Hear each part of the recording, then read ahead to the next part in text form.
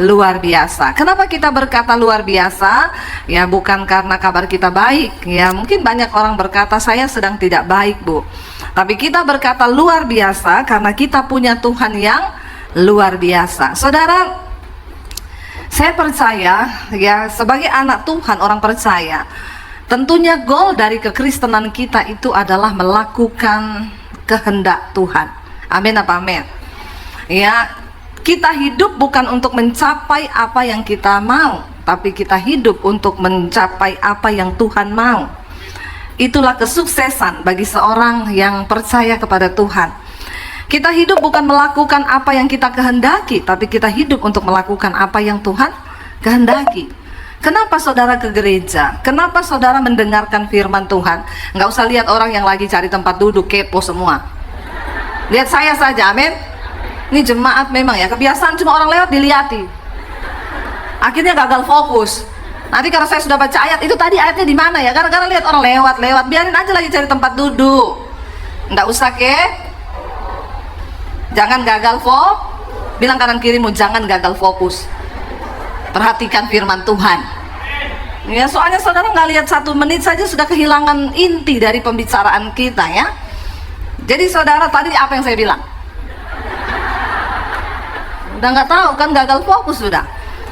Hidup ini bukan soal mencapai apa yang kita inginkan, tapi apa yang Tuhan. Itu intinya pembicaraan kita tadi. Karena keberhasilan atau kesuksesan seorang percaya bukan waktu engkau dapat semua yang kau mau, tapi ketika waktu engkau dapat apa yang Tuhan mau dalam hidupmu, ya, dalam hidup kita. Nanti kita akan berbicara saudara, ya. Kenapa kita ke gereja? Kenapa kita berdoa? Kenapa kita baca firman? Supaya kita mengerti kehendak Tuhan. Ya, Yesus berkata, makananku ialah melakukan kehendak Bapa yang mengutus aku. Nah, kita makanannya apa? Rujak cingur, Bu. Ya. Makanannya Yesus bilang, makananku adalah melakukan kehendak Dia yang mengutus aku. Biar itu juga menjadi pemahaman dan prinsip kita di dalam mengikut Tuhan.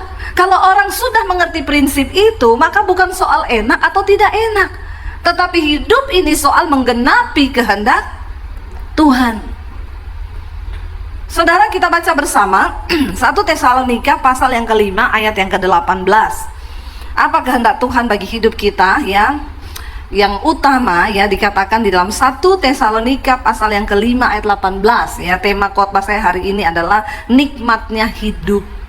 Siapa yang mau mengalami nikmatnya hidup? Angkat tangan, semua kan? Bicara soal nikmat itu bukan cuma yang enak, tapi juga yang tidak enak. Nikmati yang manis, nikmati yang pahit ya. Bagaimana supaya kita bisa menikmatinya? 1 Tesalonika pasal yang ke-15 ya, ini yang dikatakan firman Tuhan. Baca bersama 1, 2, 3. Mengucap syukurlah dalam segala hal, sebab itulah yang dikehendaki Allah di dalam Kristus Yesus bagi kamu. Ya, kita ini menerima Yesus sebagai Tuhan dan Juru Selamat. Setelah kita berada di dalam Yesus, apa yang Tuhan kehendaki bagi kita nih di dalam Yesus nih? Ya, menjadi kaya, Bu, mobil 1 jadi 5, rumah 1 jadi 10 ya. Bukan itu. Alkitab berkata apa yang dikehendaki Tuhan bagi kita di dalam Yesus itu. Baca lagi sama-sama 1, 2, 3. Mengucap syukurlah dalam segala hal, sebab itulah yang dikehendaki Allah di dalam Kristus Yesus bagi kamu.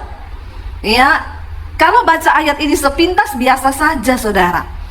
Tetapi ketika kita membaca dan ya kita mendapat keterangan, maka luar biasa ayat ini. Ternyata yang dikehendaki Bapa bagi kita di dalam Yesus itu mengucap syukur dalam segala hal. Saya nggak tahu kenapa pagi ini Tuhan kasih ayat ini. Ya baru pagi ini saya dapatkan ayat ini ya. Waktu tadi di ruang pembicara. Ya dikatakan mengucap syukurlah dalam segala hal, bukan dikatakan mengucap syukurlah dalam hal yang baik.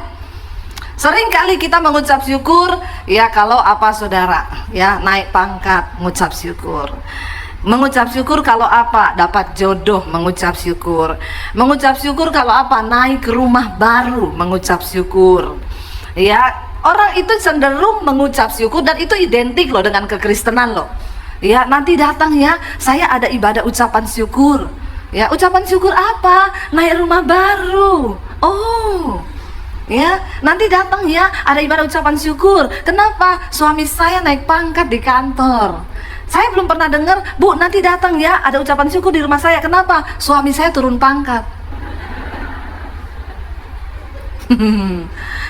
Halo? Padahal yang dikehendaki Tuhan itu apa? Nah, berarti boleh sekali-sekali bikin ucapan syukur ya.